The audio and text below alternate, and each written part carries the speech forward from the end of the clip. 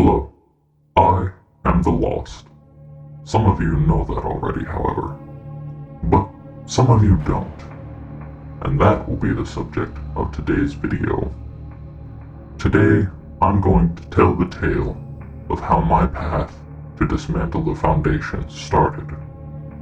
Now, I've gone over some of this in detail in comments of videos on cross-social media, so if you'd like to see any of that, please direct yourself to the description below and find the links to my different accounts.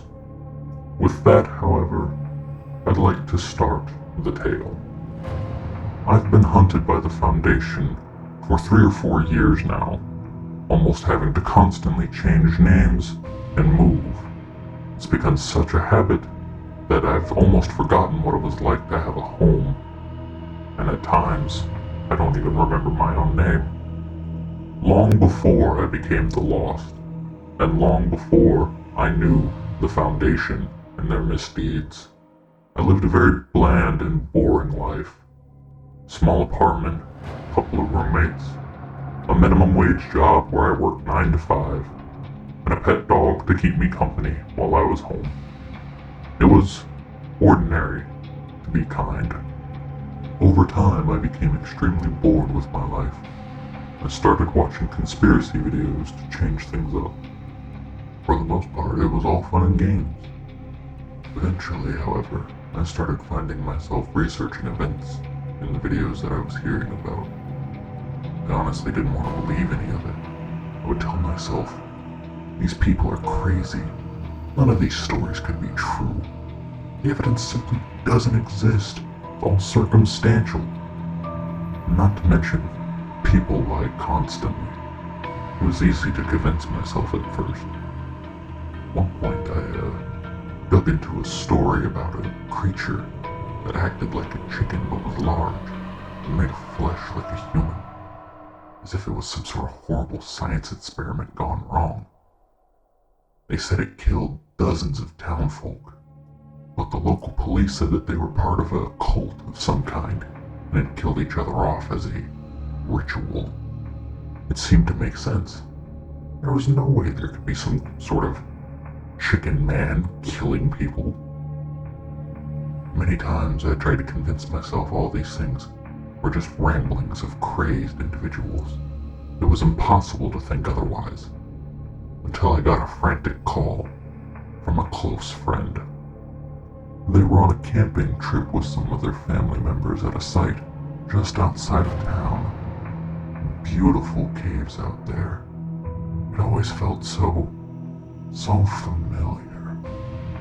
When I got their call, I assumed it was because they wanted to know if I'd like to join in. I was so very wrong. Their voice as I answered the phone was shaking. They continued to mumble about the red coming to kill them. Please. I could hear their family in the background calling out to them, saying things like, "There's no need to hide. It isn't around anymore. It isn't around. You are safe. You're safe. Come back." I asked if everything was okay, but instead of a reply, all I heard was a sickening crunch. I tried desperately to get a reply, but when I couldn't, I loaded my gun and drove out to the campsite. It was a half-hour drive, and when I finally arrived at the campsite, it was locked down by police and unmarked black vans. I can almost recall seeing a helicopter. I walked up to the nearest police officer and asked if they'd be able to tell me what happened and if my friend was okay. The officer gave the generic, "I cannot Can't make comment any at comments this at this time. time. It's an active crime scene." I knew something happened to my friend, and I was going to find out. So I went back to my car and drove just a little bit under a mile away. Then I walked along the outskirts of the campsite until I was close to where my friend usually camped. Heavily armed guards, wearing what I now know as the Foundation's symbol, were pacing around the site, or what was left of it. The tents were ripped to shreds. Pieces of tent, clothing, Delta trash, 42. Delta were scattered everywhere. Check left flank. I watched from a distance as the armed group Delta searched the 4-3, area you're for with several me. moments. One of them touched his earpiece. Apparently a call had come over the Deltas, radio. form up. Target They all identified. went running. They all kept shouting orders between each other as they vanished into the darkness. And soon, all that was left was the silence. I decided I needed to figure out where they were going, as my friend may have been there. As stealthily as I could, I headed off in the direction of the group.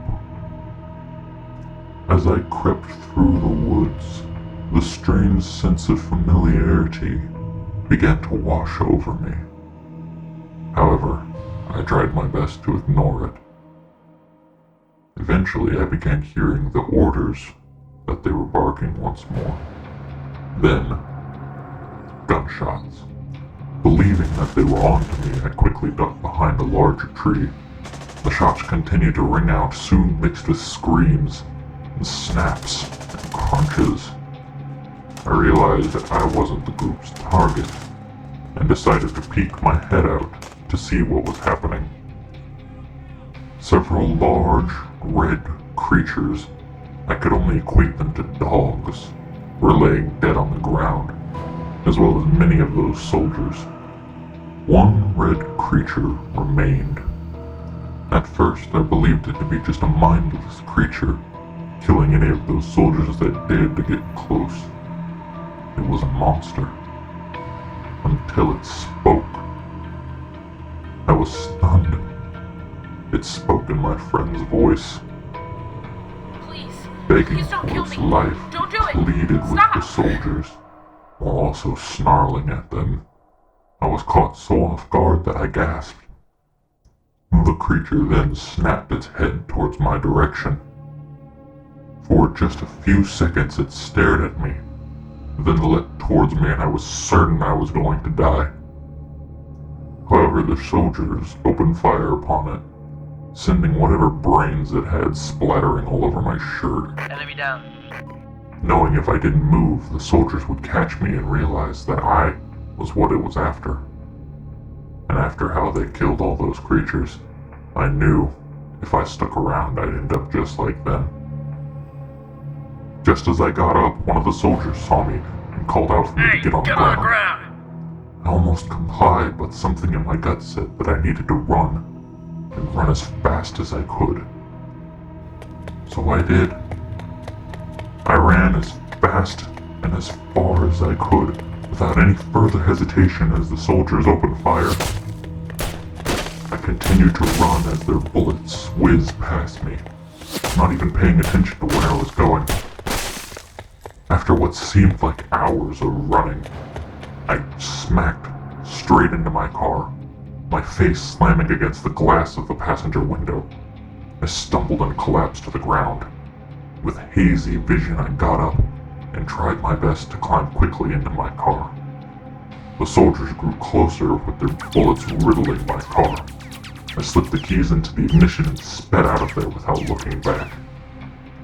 I tried to gather my thoughts as I drove home, keeping a watchful eye on my rearview mirror to make sure that I wasn't being followed. Once I got to my neighborhood, I parked at a house just a couple blocks away, in hopes that if I was being followed, they'd lose time investigating a different house. Thankfully, none of my roommates were awakened by my arrival. Knowing how little time I had left, I packed a small backpack with food, water, a few notebooks, a survival pen that I had bought online, and a couple other personal mementos.